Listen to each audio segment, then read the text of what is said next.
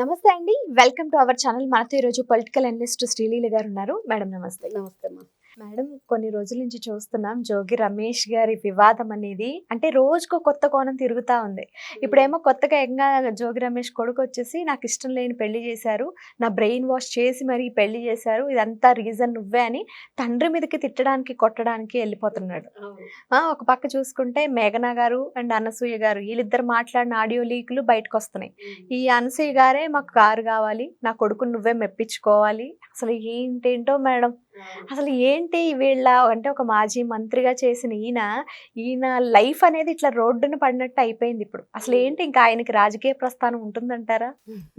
అంటే బ్రతుకు జట్కా బండి మనం ఏదో ఎపిసోడ్లుగా చూసుంటాం. అది నిజాల అబద్ధాలు మనకు తెలియదు.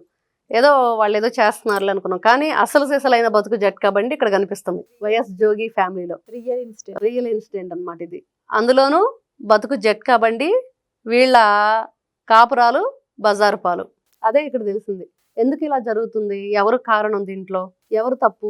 ఇక్కడ ఫస్ట్ ఆ అబ్బాయిలో లోపం ఉంది అని చెప్పి తెలిసినప్పుడు పెళ్లి చేయటం తల్లిదండ్రులు తప్పు. అబ్బాయిని ఒప్పించి అందరితో మాట్లాడించి కాంప్రమైజ్ చేసి ఆ అమ్మాయి ఫోటో చూపించినప్పుడు కూడా నాకు ఎటువంటి అనిపించలేదు అని కూడా చెప్పాడు అతను. మరి ఇలా చెప్పుకుంటూ వెళితే వీళ్ళందరూ కలిసి మేఘనా జీవితాన్ని సర్వనాశనం చేశారు. పెళ్లి చేయటం ఒక తప్పు అయితే, ఆ అబ్బాయి పెళ్లికి పనికిరాడు అనేది ఇంకో తప్పు అయితే, ఆ అమ్మాయి పెళ్ళైన తర్వాత ఆ అమ్మాయిని ఎలా వీళ్ళు టార్చర్ చేశారు, చంపే ప్రయత్నం కానివ్వండి, లేకపోతే డబ్బుల కోసం వేధించటం కానీ, ఆస్తుల కోసం వేధించటం కానీ, ఇలా బోలెడన్ని ఉన్నాయి. మరి ఎందుకు చేశారు? ఓకే, మీరు తప్పు చేశారు, పెళ్లి చేసి మీకోసం, మీ సుఖం కోసం, తల్లిదండ్రులు హ్యాపీగా ఉండటం కోసం నేను పెళ్లి చేసుకున్నానని రాజీవ్ చెప్తున్నాడు. మేఘన ఏమంటుంది, 2 తెలుగు రాష్ట్రాలకి తెలిసేటట్టు పెళ్లి చేశారు కదా, ఇప్పుడు 2 తెలుగు రాష్ట్రాలకు కూడా నా తప్పు లేదని నేను ప్రూవ్ చేసుకున్న తర్వాత నీ ఇంట్లోంచి బయటకు వెళ్తానని ఆ అమ్మాయి చెప్తుంది. ఏ ఆడపిల్లకైనా అనిపిస్తుంది, ఒకవైపైన తప్పు ఇంకో వైపు కూడా ఉండిద్ది కదా అనే జనాలకి చెప్పాలనే ప్రయత్నం ఆ అమ్మాయి చేస్తుంది. మరి ఆ అమ్మాయిని ఎలా టార్చర్ చేశారు, ఏ విధంగా ప్రాణభయంతో పారిపోయి అర్ధరాత్రి అక్కడ పోలీస్ స్టేషన్ ఆశ్రయించింది, ఇవన్నీ తెలిసిన విషయాలు అందరికీ. కాకపోతే ఈ రోజు ఏంటంటే 2 కుటుంబాలు కలిసి ఏ విధంగా అక్కడ చర్చ జరుగుతుంది, దాంట్లో ఎవరు ఏ విధంగా మాట్లాడుతున్నారు, ఎవరు ఏ విధంగా వాళ్ళ యొక్క గతంలో జరిగిన విషయాలని బయట పెడుతున్నారు అనేది. ఏదేమైనా ఇంక మీరు అంటున్నట్లుగా ఆయనకు రాజకీయ జీవితం ఉండిద్దా అంటే బేషుగ్గా ఉండిద్ది, ఏమీ డోకాలేదు.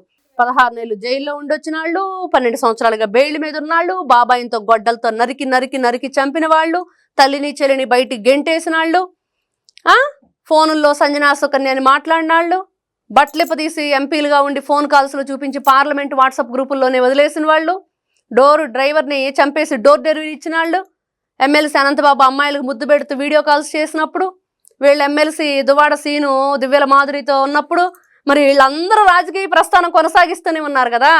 ఇక్కడ క్వశ్చన్ ఎవరికి అంటే, వాళ్ళు సిగ్గు, శరం, సీము, నెత్తురు, మంచి మర్యాద ఇవన్నీ లేని వాళ్ళు ఎవరంటే వీళ్ళందరూ వినిపిస్తున్నారు, కనిపిస్తున్నారు. ప్రజలే చెప్తున్నారు. మనమేమి కొత్తగా అనుకునే మాటలు కాదు, ఈ రోజున మనమేదో వాళ్ళ గురించి చెప్పుకుంటున్నాయి కాదు. ప్రజల మనసులో ఉన్న వాళ్ళ మనోభావాలు ఈ విధంగా బయటకు వస్తున్నాయి. అరే మేము ఈ విధంగా ఆలోచిస్తున్నాం మీ గురించి, మీగా మేము ఓట్లు వేసేది, మీరా మాకు ప్రజాప్రతినిధులు, మీరా మమ్మల్ని పరిపాలించేది, మీరా మాకు మంచి చేసేది, మీ వల్ల మేము ఈ రోజున ఏదన్నా ఉపయోగపడే విధంగా ఉండిద్దని మేము అనుకుంటున్నామా అని. ఉండిద్ది బేషుగ్గా. వీళ్ళు చక్కగా మళ్ళీ మేము వస్తాం, వస్తే పోలీసులు బట్టలు తీస్తాం, రిటైర్డ్ అయిపోయినా కూడా వదిలిపెట్టామని చెప్పేది ఒకరు. మళ్ళీ మేము వస్తాం, వస్తే రపరప్ప నరికేస్తామని ఒకరు, రక్తంతో హోళీ చేస్తామని ఇంకొకరు, ఎమ్మెల్సీలు బిల్డింగులు కడితేనేమో భూమి బద్దలైందని ఒకరు. ఇట్లా చెప్పుకుంటూ వెళితే వీళ్ళకి చీము రక్తం అనేది లేదు. వీళ్ళకి ఎక్కడా కూడా ఇదిగో ఏదో పరువు మర్యాద అంటారు కదా, అవి లేవు. ఇవన్నీ లేని వాళ్ళు ఎవరు అంటే వైఎస్ఆర్సీపీ పార్టీ వాళ్ళు. ఇప్పుడు మరి మేఘనాకి ఎలా న్యాయం చేస్తారు మేడం?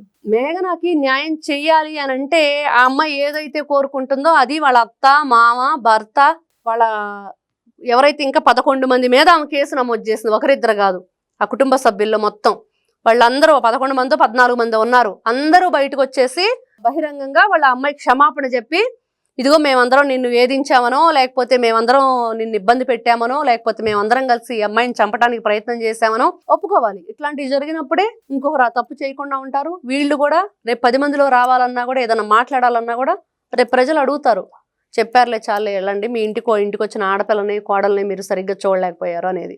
కాబట్టి మేఘనాకి న్యాయం జరగాలి అంటే ఆ అమ్మాయి అంటుంది, 2 తెలుగు రాష్ట్రాల సాక్షిగా నాకు ఎటువంటి నా వల్ల మీకు ఇబ్బంది కాదు కానీ మీ వల్లే నేను ఇబ్బంది పడ్డానన్న విషయం నన్ను బ్లేమ్ చేయొద్దు మీరు, నేను ఎందుకు బ్లేమ్ అవుతాను అని చెప్పి చెప్తుంది.